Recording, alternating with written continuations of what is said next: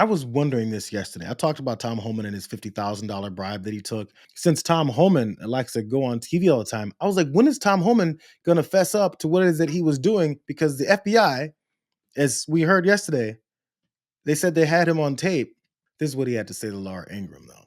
Address this article that came out over the weekend, and it was on our always reliable MSNBC, and they said that you took $50,000 in cash in a bag from an undercover FBI agent to help them win government contracts in Trump's second term. The DOJ said they concluded there was no criminal wrongdoing, but nevertheless, that story is out there, and I imagine you want to respond to that.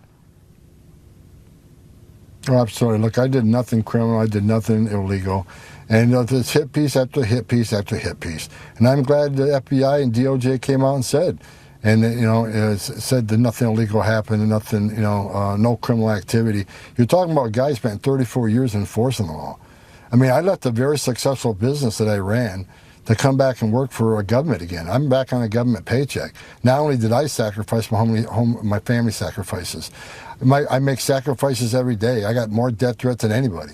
I got a security team around me, but guess what? My kids don't. My wife don't. I mean, I haven't lived with my wife in months because I don't want her to be here right now with all the threats. So after all the sacrifices, after serving my nation for all these years, they want to come on and dirty me up. And it's not going to end. There's a hit piece on me every 2 weeks. But keep coming, because you know what? Tom Homan isn't going anywhere. Tom Homan isn't shutting up. And Tom Homan's going to keep doing what he's doing, because working with President Trump's the greatest honor of my life. We're making this country safer again every day, and we're going to keep doing it. Did you hear him say that he didn't take a $50,000 bribe, or did you hear him say they're going to keep coming after me because I can't hang out with my wife anymore, because I get death threats?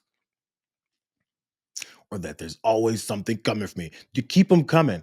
Or did you take a $50,000 bribe? You saw how Laura Ingraham set the whole thing up from, that very reputable place, MSNBC, had this report. Well, did you do it? You fucking liar. Did you do it? Because, they said there's video.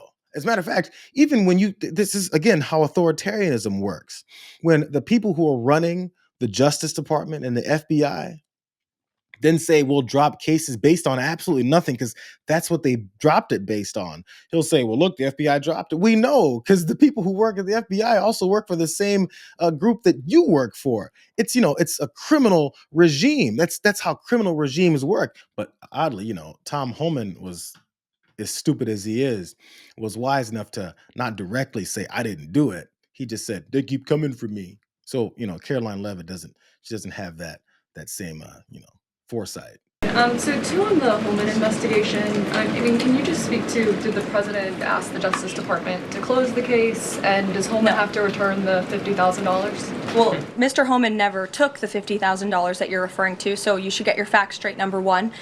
Number two, this was another example of the weaponization of the Biden Department of Justice against one of President Trump's strongest and most vocal supporters in the midst of a presidential campaign. You had FBI agents going undercover to try and entrap one of the president's top allies and supporters, someone who they knew very well would be taking a government position months later. Mr. Homan did absolutely nothing wrong, and even the President's Department of Justice, even Kash Patel's FBI, looked into this just to make sure. They had a number of different prosecutors and FBI agents who looked into this. They found zero evidence of illegal activity or criminal wrongdoing. And the White House and the President stand by Tom Homan 100% because he did absolutely nothing wrong, and he is a brave public servant who has done a phenomenal job in helping the president shut down the border. You notice how it always gets to them being a victim? Tom Homan did the same thing. I haven't seen my wife for months. I don't want all this stuff to happen to me. Do you guys know how long I served? I was a law enforcement officer. Law enforcement officers also become criminals many times, actually. But again, where she stepped in, it was, you should get your facts straight. He never took $50,000. Well, bro, you might not want to say things so conclusively before you really get the full the full story going. Many agents and sources involved in this essentially were really concerned because they did record him accepting a bag of cash. And most FBI seasoned investigators view accepting cash in a secret meeting that is surreptitiously arranged as sort of evidence of corrupt intent, someone realizing that they're doing something criminal and inappropriate. So that recording was incredibly important to them and a key piece of evidence. Legal experts told us that Homan could have been charged then, even though he wasn't a public official. He could have been charged with conspiracy or fraud in promising something improper in exchange for money. But what happened, to your question, was that basically, the investigation stalled as soon as the Trump appointees came into the DOJ and the FBI, and it was shuttered last month. It's pretty direct. It seems that they have this guy on video doing exactly what they said that he was doing. And again, similar to the Epstein files, they can clear this whole thing up by just, showing us that none of that happened. Or maybe they'll just say, there's no video. It's not like Cash Patel and Dan Bongino and then Pam Bondi and the DOJ. It's not like all of them could come together and make sure that this thing never sees the light of day or that it disappears and now doesn't exist. It's why, again, there's no need to trust criminal liars. They're proven to be criminal liars. They've been criminal liars since they came into public view. So why now would we believe anything else that they have to say?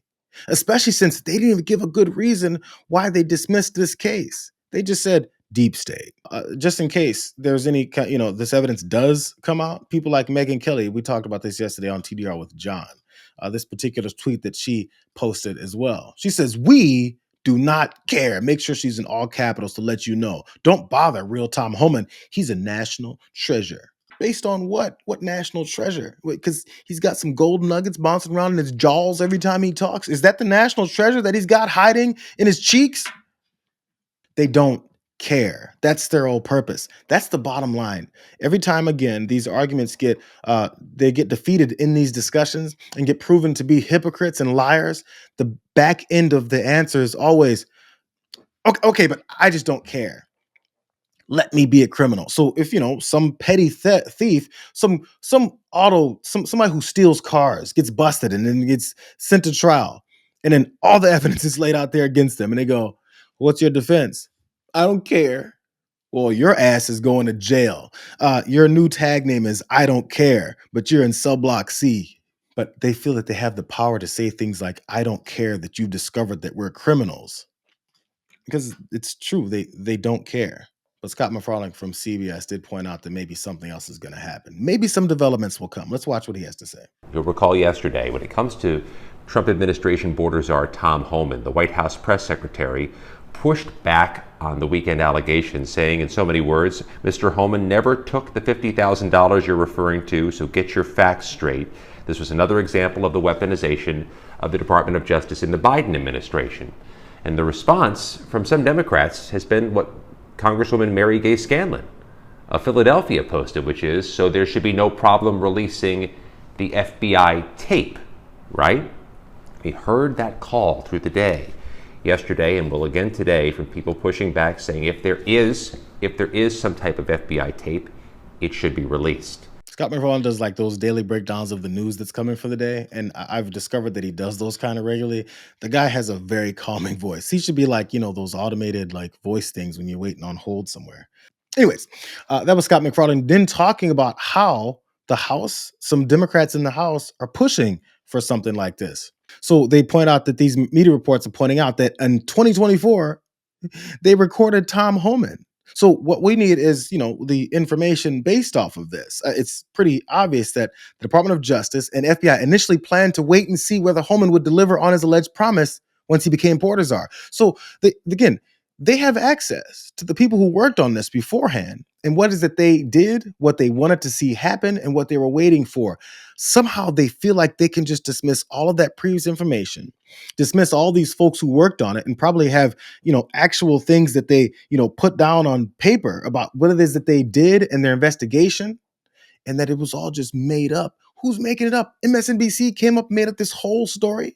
Even has the FBI agents that worked on it talking about their thought processes and how they went about it, about why they were waiting for the next shoe to drop to see if they could get him on even more serious charges, some more felonies based on him fulfilling these promises. What I'm also happy to see is that there's the Senate Democrats are also on this as well. Here's a letter that they sent. As members of the Senate Judiciary Committee, we're initiating a robust oversight inquiry to review Mr. Homan's actions prior to and since joining this administration, as well as the DOJ's role in ultimately shutting down the investigation into Mr. Homan.